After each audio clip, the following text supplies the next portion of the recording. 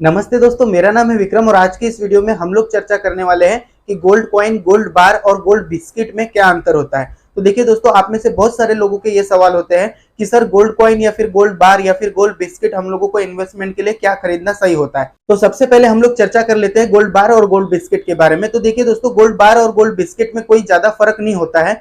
दोनों का जो शेप होता है वो रेक्टेंगुलर शेप ही होता है। बस फर्क ये होता है कि गोल्ड जो बार होता है, जो ओरिजिनली जो क्रिएट किया जाता है वो मशीन मेड होता है और उसका एक डाई होता है, उस तरीके से वो बनाया जाता है। और जब आप गोल्ड बार देखेंगे तो आप उसमें जो है बहुत अच्छी फिनिशिंग देखेंगे और बहुत अच्छा शेप देखेंगे। वही अगर हम लोग गोल्ड बिस्किट की बात करें तो गोल्ड बिस्किट जो होता है वो 100 ग्राम या 50 ग्राम में ही अवेलेबल होता है। और गोल्ड बिस्किट भी एक तरीके से देखा जाए तो गोल्ड बार ही है, लेकिन हमारे इंडिया में इसको जो है बिस्किट कहा जाता है। इसी के साथ साथ दोस्तों, ये जो होता है थोड़ा सा राउंडिश शेप में होता है। रेक्टेंगुलर तो होता ही है, लेकिन साइड में जो है उसके जो है कर्व होते हैं। इसके लिए जो है इसको बिस्किट भी कहा जाता है, क्योंकि ये दिखने में जो है बिस्किट जैसा होता है। अब अगर वेट की अगर हम लोग बात करें तो वेट जो है 50 ग्राम और 100 ग्राम में ही बिस्किट ज्यादातर जगहों पे अवेलेबल होता है। लेकिन गोल्ड बार की अगर बात करें तो 1 ग्राम का भी आता है, 5 ग्राम का भी आता है और 10 ग्राम का भी आता है। तो गोल्ड बार और गोल्ड बिस्किट में ये फर्क है।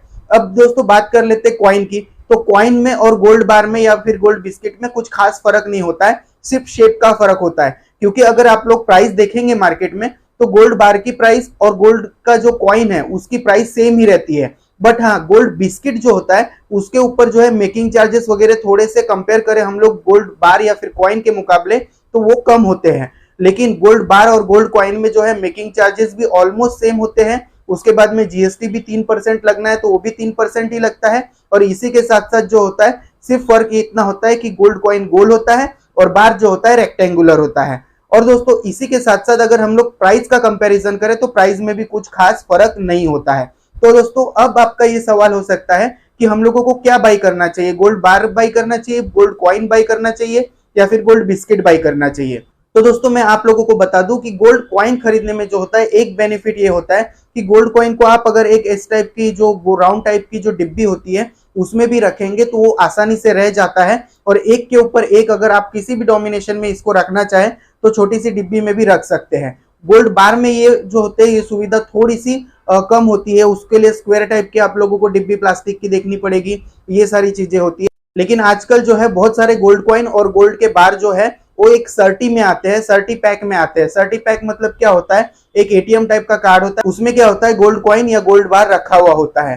तो अगर आप लोग लूज में अगर गोल्ड कॉइन लेते हैं तो आप लोगों को रखने के लिए वो अच्छा होता है। बाकी अगर आप देखेंगे तो मैंने सारा फर्क आप लोगों को बता दिया है कि इसमें कुछ खास फर्क नहीं होता है।